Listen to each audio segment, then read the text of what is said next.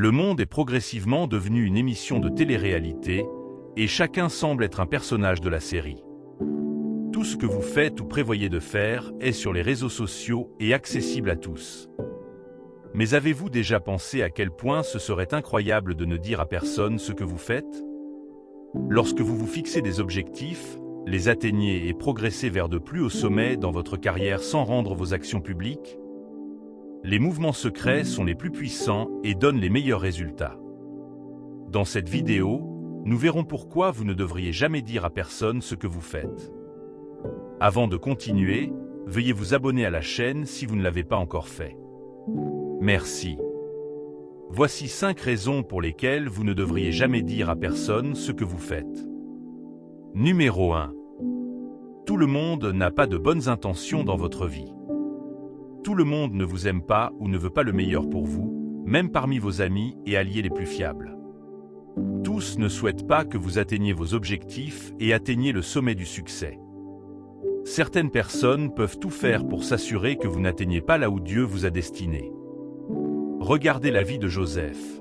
Il partageait ses rêves avec ses frères, pensant qu'ils seraient heureux pour lui.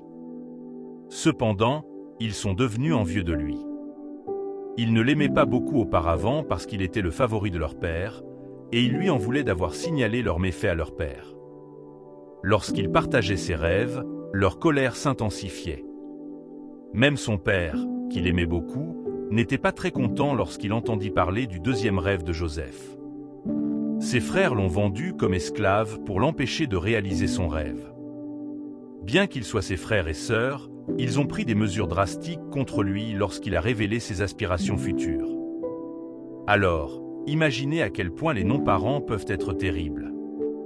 Certaines personnes feront tout ce qui est en leur pouvoir pour en tirer d'autres vers le bas. Même si vous ne leur divulguez pas vos projets, ils peuvent chercher activement des moyens d'entraver votre progression et de vous rabaisser, à l'instar du traitement accordé à Daniel par d'autres responsables. Imaginez maintenant si Daniel avait partagé ses intentions avec eux. Ils auraient fait pire.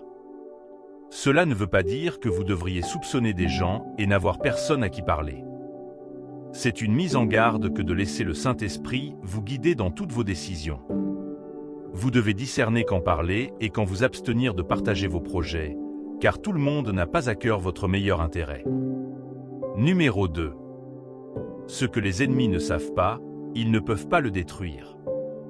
C'est une autre bonne raison de ne pas laisser les gens savoir ce que vous faites. S'ils ne savent pas ou n'ont pas tous les détails sur ce que vous faites ou ce que vous voulez faire ensuite, ils ne pourront pas détruire vos plans.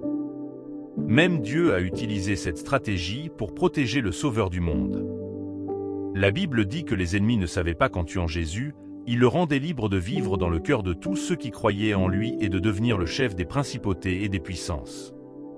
La Bible dit en outre que s'il l'avait su, il n'aurait pas crucifié le Seigneur de gloire. Ils ne le savaient pas parce que Dieu le leur avait caché. Bien qu'il y ait eu des prophéties sur la naissance du Messie et sur la façon dont il sauverait le monde du péché, le diable n'en connaissait pas les détails. Le diable pensait que tuer Jésus mettrait fin au plan de rédemption, mais il ne savait pas que Dieu l'utilisait pour favoriser ce qu'il faisait. La Bible dit que Dieu se cache dans la lumière.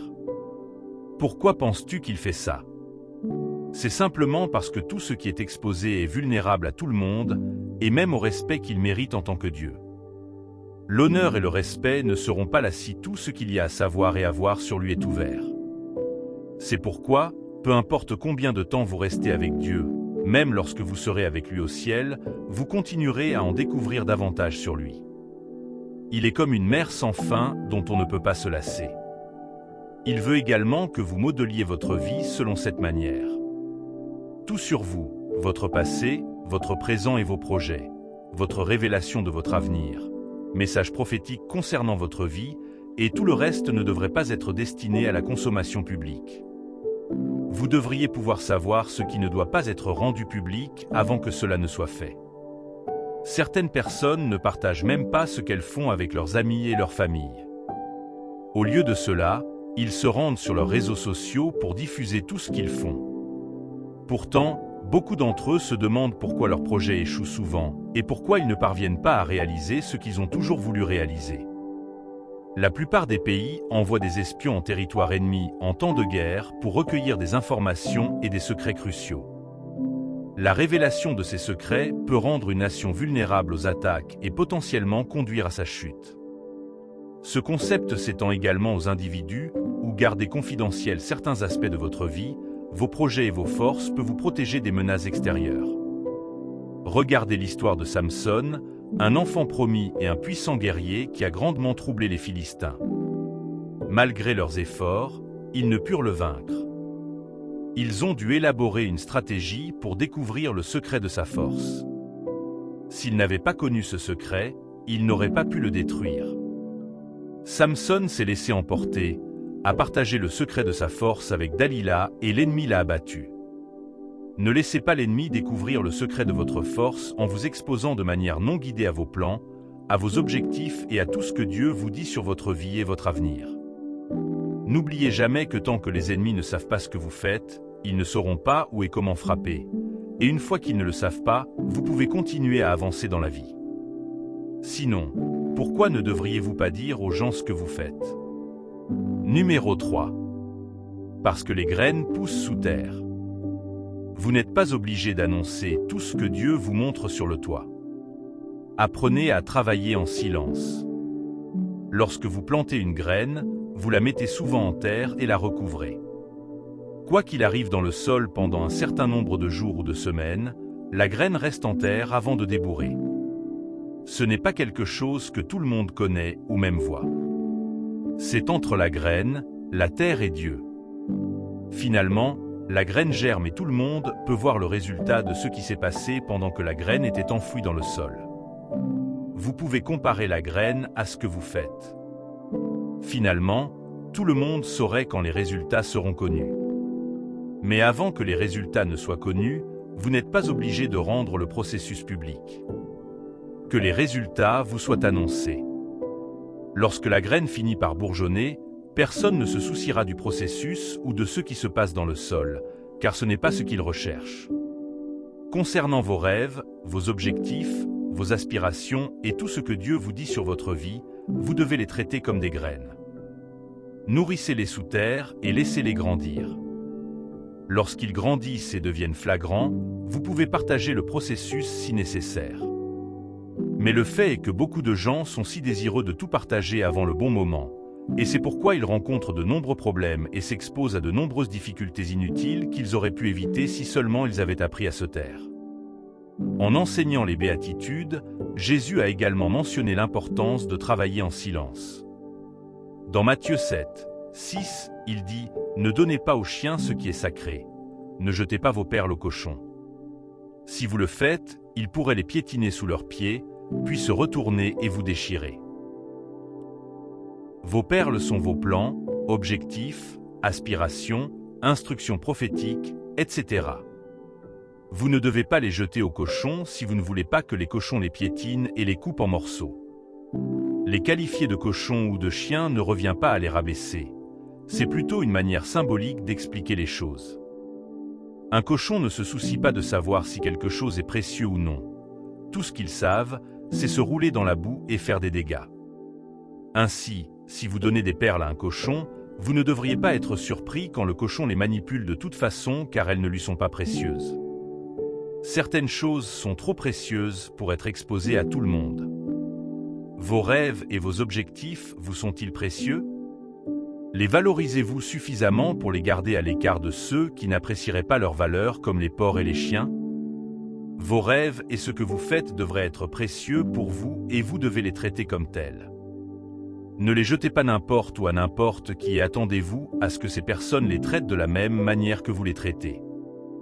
Gardez vos précieuses perles pour vous et partagez-les uniquement avec des personnes dignes.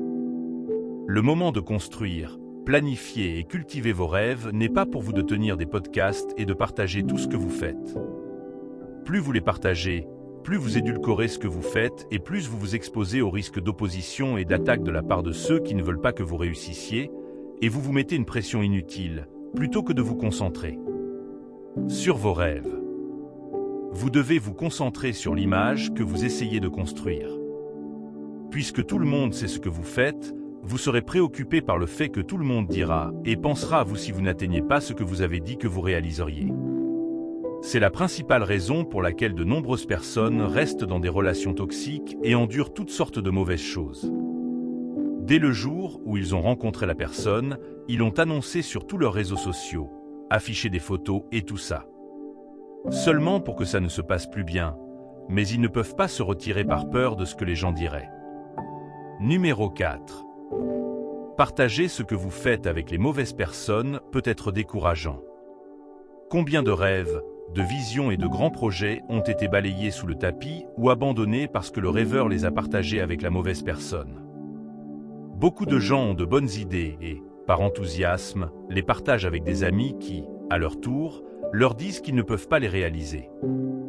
L'ami considère la vision comme une tâche impossible ou une idée stupide, et en raison de la position qu'il occupe dans votre cœur, vous pensez également que vous n'êtes pas assez bien. Par conséquent, vous abandonnez vos rêves. David était dans cette situation, mais ne laissait personne lui dire qu'il n'était pas assez bien. Lorsqu'il s'enquit de la menace de Goliath, son frère lui dit rapidement de ne pas penser à vaincre Goliath car il n'était pas assez fort. Même le roi le regarda et lui dit que Goliath était un guerrier depuis sa jeunesse. Alors, qu'est-ce qui a poussé David à penser qu'il pourrait le vaincre? Dieu merci, David avait confiance en ses rêves. C'était la seule chose qui lui permettait de se tenir face à face avec Goliath. S'il avait laissé ces mots de découragement lui parvenir, il serait rentré chez lui sans jamais affronter Goliath, et peut-être que personne ne saurait rien de lui aujourd'hui. Les gens vous décourageaient souvent, ils peuvent le penser ou non. Même les gens bien intentionnés. Par souci pour vous, ils pourraient dénigrer vos rêves lorsque vous les partagez. C'est pourquoi, si ce n'est pas nécessaire, vous n'avez aucune raison de partager vos rêves avec qui que ce soit. Numéro 5. Un partage excessif peut entraver votre progression. Vos rêves, objectifs, plans et aspirations visent tous à vous amener là où vous devez être. Cependant, savez-vous que le partage excessif est comme une corde qui vous tire en arrière lorsque vous essayez de gravir les échelons du progrès? Lorsque vous partagez ce que vous faites avec quelqu'un, vous vous exposez à une rivalité et à une compétition inutile. Si l'on n'y prend pas garde, votre objectif ne sera plus de vous améliorer et d'aller plus haut, mais d'essayer de surpasser les autres. Le partage aveugle de vos projets peut être une distraction, et tout cet excédent de bagages ne fait qu'entraver votre progression. À partir des exemples de Samson, Joseph et Ève, vous pouvez voir que le partage excessif fait plus de mal à la personne qui partage. Si vous êtes déterminé à atteindre l'avenir que Dieu vous a montré ou à réaliser les rêves de votre cœur, alors vous serez trop occupé à élaborer des choses et à mettre en œuvre vos plans. Vous aurez moins de temps pour discuter de vos projets avec les gens.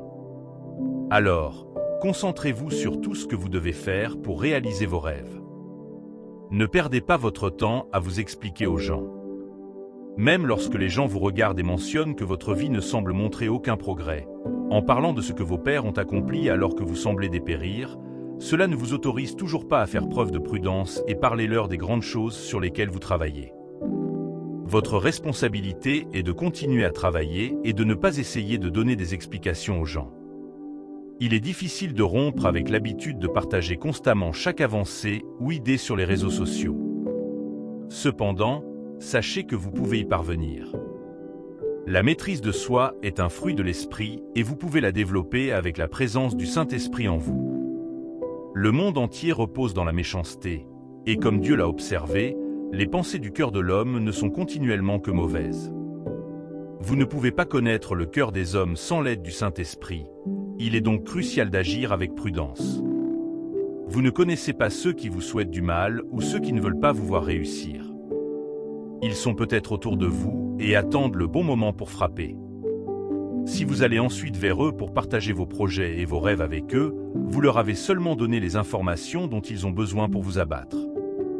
Le silence détient un pouvoir immense, et posséder la capacité de contrôler votre parole est une vertu pour laquelle tout le monde devrait prier. Le psalmiste a prié dans le psaume 141. 3. Établis une garde sur ma bouche, ô Seigneur, veille sur la porte de mes lèvres. Si vous êtes incapable de garder pour vous des informations vitales, Toujours désireux de tout partager avec des personnes que vous connaissez ou même des inconnus, vous devez prier la même prière. Lorsque vous faites cette prière, vous ferez attention à votre bouche et non seulement à votre bouche mais aussi à vos doigts. Il est sage de s'abstenir de partager librement des détails personnels sur votre famille, votre entreprise, vos rêves et même des révélations personnelles de Dieu. Et si vous voulez vraiment voir vos rêves se réaliser, alors vous devez prendre cet engagement.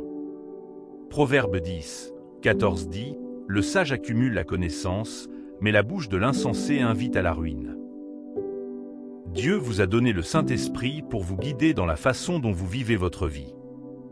Avec l'aide du Saint-Esprit, vous apprenez quand parler et quand vous taire, à qui parler et à ceux avec qui vous ne devriez pas partager les détails de votre vie. Le Saint-Esprit vous guide sur ce qu'il faut dire et ce qu'il ne faut pas dire.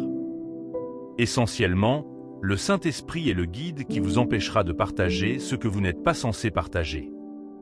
Pendant que vous vaquez à vos activités quotidiennes et rencontrez diverses personnes, écoutez les inspirations de l'Esprit.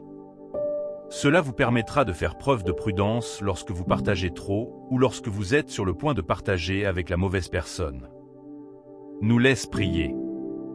Cher Père, je viens en votre présence aujourd'hui avec gratitude pour tout ce que vous avez fait pour moi. Grâce à ce message, j'ai compris l'importance de discerner ce que je partage avec les autres. Je sollicite votre grâce pour savoir quand parler et quand garder le silence, quoi dire et quoi ne pas dire, et discerner avec qui je dois partager les détails de ma vie. Accorde-moi la sagesse de ne pas utiliser mes paroles pour disperser ou entraver ton travail dans ma vie. Aide-moi à ne pas partager tous les aspects de ma vie sur les réseaux sociaux. Inculquez-moi la sagesse de travailler secrètement et diligemment sur mes objectifs afin que la récompense de mes efforts parle d'elle-même. Seigneur, je demande pitié pour chaque cas où j'ai partagé ce que je n'étais pas censé partager. Je prie pour que le pouvoir de la restauration récupère tout ce qui a été perdu à cause de moments de discours inconsidérés. Accorde-moi le courage de relancer les plans et les objectifs que les paroles négatives et le découragement ont contrecarrés. Saint-Esprit, sois mon guide. Apprends-moi quoi faire et montre-moi comment travailler en silence. Montre-moi les bonnes actions à prendre à chaque instant de ma vie. Je prie pour que vous protégiez mes rêves contre les attaques et l'opposition de l'ennemi. Tout comme le psalmiste a prié pour que vous mettiez une garde sur sa bouche, j'offre la même prière aujourd'hui. Je ne serai pas négligent dans ma communication, car je sais que tout le monde n'a pas de bonnes intentions. Aide-moi à être prudent et vigilant. Accorde-moi la force de résister à la pression d'une manifestation prématurée qui pourrait me tenter d'annoncer mes objectifs et mes rêves au mauvais moment. Puis-je rester où vous voulez, faisant tout ce que vous voulez que je fasse, jusqu'à ce que vous soyez prêt à m'annoncer. Laissez mes résultats parler d'eux-mêmes. Merci, Seigneur, d'avoir entendu mes prières. J'offre ces demandes au nom de Jésus. Amen. Si ce message vous a touché, veuillez cliquer sur le bouton j'aime. N'oubliez pas non plus de vous abonner à cette chaîne pour plus de messages remplis de l'esprit. Rendez-vous dans la prochaine vidéo.